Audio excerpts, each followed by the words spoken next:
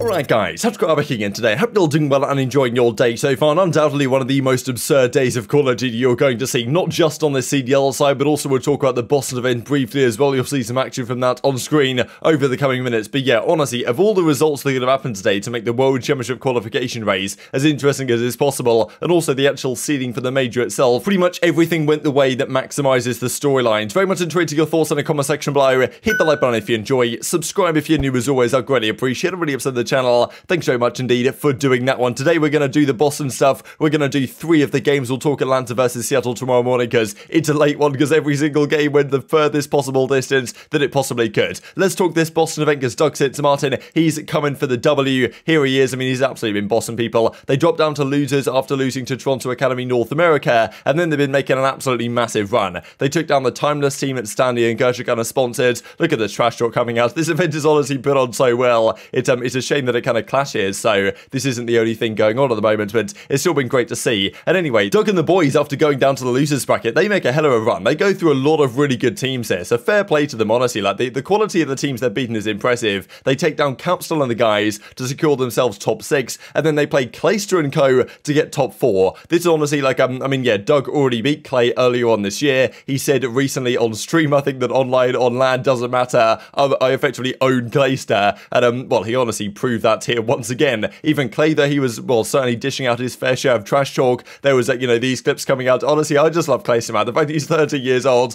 and still dishing this stuff out, I just find it hilarious. The passion's still absolutely there. And this was the series then. Clayster followed Venom and Dave Panny against Ghosty, and Clay and Ghosty certainly had some words to say for each other as well. This is when Clay and the guys went up 2-1 in the series, but then Doug and the boys win game 4, and they win the game 5. And yeah, Doug Censor Martin takes down Clayster, knocks Clayster's team at top 6. Doug moves on to top 4 and the championship Sunday. We'll look at the teams in more detail tomorrow, but yeah, phenomenal stuff. Of course, I'll share a clip at the end of the video here of Doug just kind of celebrating this one, or just some immediate reaction here. Honestly, the celebrations for this, there wasn't so much trash talk. It feels like Doug's team kind of knew they were going to win this one, but yeah, they move on, and honestly, the run that he's made is no doubt very impressive indeed. GG's Clay won at last map with top 4, he says, and even Clay, you know, pretty frustrated, just not my year, lost 3-2, another pathetic placing and performance wise. Yeah, Clay frustrated, but look, still, I imagine he's got some good idea which players he might want to team with next year if he gets an opportunity back in the league to potentially build a team. And it's not like his year is over. There's still, you know, LCQ World Championships possibly in at the Challenger side as well. And just speaking of that, I really just wanted to look at the run that Doug has made right here. If you actually have a look down at when they lost to Toronto Academy, they took down you know, Gunsy and Bink's team, then they beat John's team, then they beat Brack's team, then they took down Capstone and Co. That's with Prolute there as well, and then they took down Clayster's team. So that's a very impressive run. Lots of players there that have formerly been in the CDL, and Doug is handling them. Of course, he's got a team as well, but, you know, Doug's team is handling them no problem at all. This was the other side of things, actually, the kind of, well, the qualification for the World Championship that apparently now Rokkr Academy, despite, I think, placing, what, top 24 this event, this is the European team, because they've done so well online, pretty sure they've now qualified for the World Championship, despite doing nothing on LAN at this level, really, compared to a load of the other teams. So Doug's still understandably very frustrated about this one. We shall see if there's any changes to what he describes as a broken system over the coming days and weeks. Let's dive into these games then, because man, these honestly, like, they went, like, it was kind of frustrating, especially this first. It was like incredibly infuriating to watch, honestly. I can't stand watching Paris Legion and the Minnesota Rokkr play, actually, to be fair,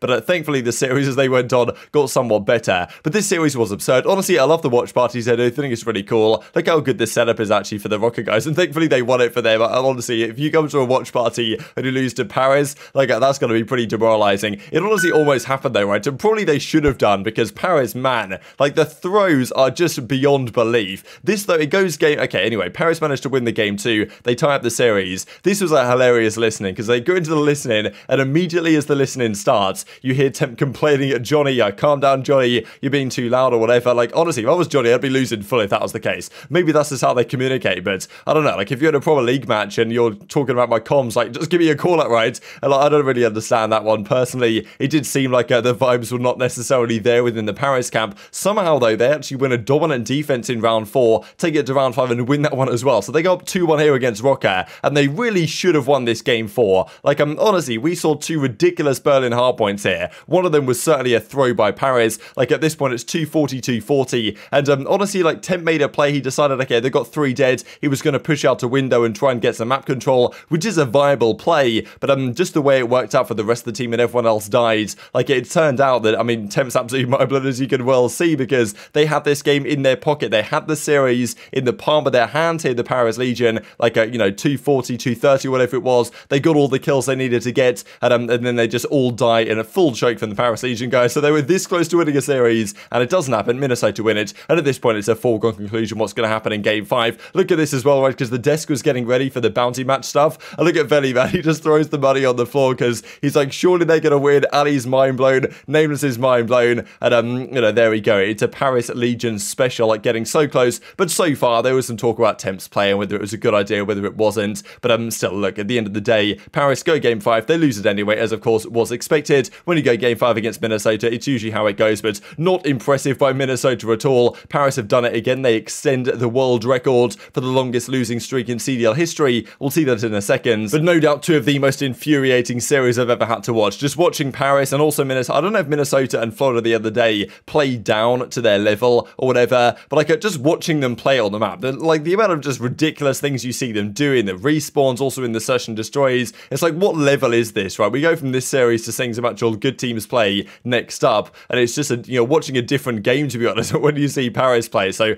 honestly, I can't wait for this team just to disappear. By far, statistically and by the eye test, the worst CDL team of all time. Do you feel kind of bad for the players in a way though, right? Because even like Gravity was doing some good things. Johnny was a monster in that Gavutu control defense, making some plays. Jimbo, I think, definitely has some potential, but he's stuck in Canada on awful ping every single series he plays as like one of the entry SMGs. Not going to work out too well for him, right? So that's how the series goes. They now hold the record, or well, every single series they play, they break their own record. It's pretty impressive. By extending their record for the most consecutive losses in a row to 12, they can bring that up to 13 if they lose at Major 4 as well, but of course won't attend the World Championship to make it one further. But Temp is maybe somehow still confident they might do something on LAN. He says, let's get some cash on local. This online no facility stuff is for the birds. We'll see if they can do anything at LAN. It is rather unlikely, but a big one for Rokkr, right? This series victory, if they lost this, it would have been massive, but that puts them up to 140. That put them into 7th place, and Los Angeles Guerrillas at 135 down to 9th. And by the end of the day, Guerrillas would be down to 10th, as we shall see here in a second. Final stats are like this. Not really too much to talk about here. I've fed up looking at stats, really, because Donny Temp's always going to manage to just about go positive. But I mean, yeah, like, I'm just Paris, get in the bin. Let's talk about the next series then, because this was actually some decent teams playing each other, and it was a really strange one. I predicted Boston to win this, but the fashion in which they did it was kind of surprising in the sense that, like, I didn't really expect it to go the distance as it did, in that I thought they'd win it in 4. Turns out it went to 5 maps, and honestly, the way their Search and Destroy went Game 2, I was like, I mean, yeah, Boston won a Game 1 relatively convincingly, and this is the thing with the hardpoint for Ultra lately. It's not been great at all. Look at this play from Inside as well. Put this guy in a 1v3, 1 versus 2, 1v1, does not matter. He's always going to make the perfect play to try and clutch it. You've really got to fear whenever you play Inside in a 1 versus X situation. It's like, I mean, yeah, he makes it happen. Methods, I don't know what happened. Oh, wait, he actually disappeared below the camera because he was mind-blown losing that round. But, I mean, yeah, you can't afford to lose that one. Inside, I believe, goes like 10 in 1 or something. Nero, I think he dropped a donut in this one. I think his entire team was like 4 in, I think we actually see the stats here, yeah. 4 in 6 across the board, and then Nero's 0 in 6, and then Inside 10 in 1. But fair play to Boston. They bounce back and actually win the control, which is crazy to really, because they played, I'm pretty sure it was a Gavutu control where they won against Toronto, right? And Boston don't play or don't win, certainly, Gavutu control. So that was impressive. Then they lost the Game 4, but clutched up in the Game 5 anyway. And this is hugely important for both of these teams' seasons, because Boston now at 170 points, that's going to do it 100% guaranteed. I think there's realistically no possibility that doesn't get them to champs. So Boston are going to be there, congratulations. And they're also 4 in 1 in the qualifiers, which is massive going into the major with a winner's bracket spot secured. Like, that's incredibly impactful for them to make a run with a good seeding as well. But on the other side of things, wow, Toronto, they have fallen off a cliff, to be honest. Like, I expected them to lose this series based on the way they've played lately. Look, they've played 3 decent teams. They play Optic, of course, tomorrow. But, yeah, look at this one. If they lose to Optic, they will still be on 150 points. I think I mentioned earlier today that it's looking suspect for Toronto, and that certainly remains to be the case, because they're on 150 now. There's teams around them on 140. Like, there's a very viable world indeed where Toronto don't make the World Championship if they fail to win another series. If they don't win another series, I don't think they'll make it based on the way the teams around them are performing. So the pressure is most certainly on. Vivid and Nero go negative, get outside across the series massively, but still Boston end up winning it. Kind of crazy to look at these stats and try and figure out who actually won this series. And well, if you said Boston, you would be correct. But of course, you already know that because it says in the top right-hand side of the screen on breakingpoint.gg. Let's talk about the final series I'm going to cover in this video of the day. And wow, this was kind of funny really to me because I saw this before the matches began. And like, don't get me wrong, the players kind of have a good time. I like the fact that the Thieves guys seem to have good chemistry. They get on well. They have a laugh. But as soon as I saw the fact that Kenny was laughing, Drazah was laughing before the match had even begun, I was like, yeah, Thieves aren't winning this. It's chalked because, I mean, that's the meme, right? If Kenny's laughing at any particular part of a series, then Thieves are going to lose the series. That's exactly how it goes. Honestly, this was incredible. This was, again, just like Toronto series was so important for them. This was hugely important for, in fairness, both Thieves and Florida. But this, I thought, was a massive one for Thieves because they've not looked great online in general. Yes, I think they still have confidence they can go to LAN and put up a good fight and kind of beat out a lot of these other teams, but it's far from easy, and they're putting themselves in a massive hole, right? As I keep saying, this is an organization that on paper should be up there with Optic and FaZe in terms of what they're delivering, and they're scrapping to make the World Championship. Like, that is not a good sign. And game one, this is Dougal points out, I thought was kind of funny because they did a video recently kind of recreating the Optic lineup situation from last year against Accuracy, and well, this is their recreation that you guys can see on screen right here, and they actually do exactly this in their match against Major Mack. Like, look at this, you know, 3 of the guys line up, and then, well, he just guns them all down, and Major continued to do this, honestly, as the match progressed. So, in the end, Mutineers win game one, somewhat surprisingly, and then Thieves bounce back in the search and destroy, which also was kind of interesting, just because I thought it would kind of be the other way around. Mutineers, I've always said it, since they made this 2-rilla Major Mack change, they should get better in search, worse at respawns. I still think that's certainly the case. First 2 maps was kind of the other way around. Thieves bounce back in the search, but they lose at the control in relatively convincing fashion to the point where they now need to win a, well, a must-win Berlin hardpoint to stay alive in the series. Somehow they win this Berlin hardpoint. This is one of the more ridiculous hardpoint maps I've probably ever seen in my entire life, to be honest. Like, I have no idea what these guys were thinking or even what was going on half the time. I'll just bring this up on the big screen so you guys can kind of experience what happened here. Look at this. The setup is in 2-4-8 for the Florida guys. Major Mack goes flying off into no man's land. They all take gunfights like, the poor observers can't even switch to players fast enough because they're all dying. They all seem to take individual fights. Eventually, it's Florida Mutineers that fully collapse. Thieves get in. And then look at this retake attempt here from the Florida guys. Like, so discoordinated, right? No one's uncoordinated. No one's there at the right time. No one's getting the trades. And then Octane, of course, takes down Maniac, and that's going to be job done for the map. So this was absurd. 252-48. And at this point, surely if you're Thieves, you're thinking, okay, wow, damn, this is the confidence builder. Like, you know, Mutineers are going to be mind-blown that they managed to throw away that map. But this is where Major Maniac, right, is the crucial factor. We've talked about it before, that put this guy in this type of situation. Like, he's going to help the team regain. He's going to put the team in the right mindset and help them actually clutch him in a game 5. And it's not just that he helped him from a kind of mindset perspective, it's that he absolutely gunned Octane right here and picks him an ace to take them up 4-1 in this game, which is absolutely critical, right? Major Maniac got these 4 kills in this round, got the ace, then got the first blood in the next round despite losing the rounds, and that really was the catalyst that this team needed to go on to actually win against Los Angeles Thieves in game 5. And this honestly might be some of the worst search and destroy I've seen Thieves play in a long time, which is kind of impressive because they get 6-0'd all the time,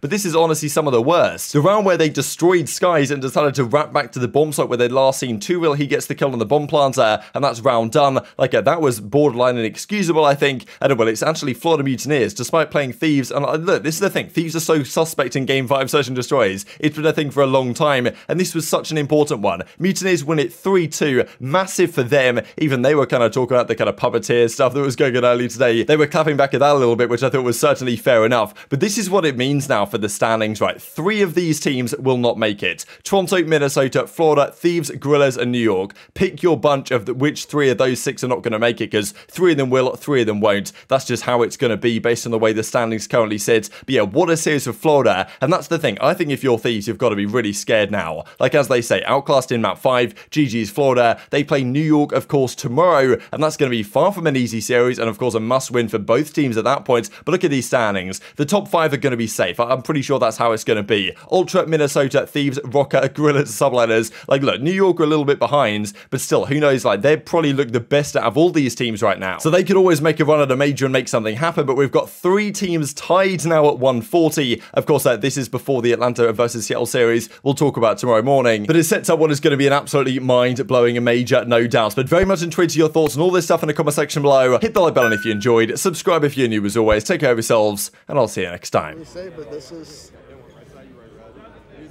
This could get scary if Breach Academy don't continue. If Breach Academy continue to fall down. However, don't.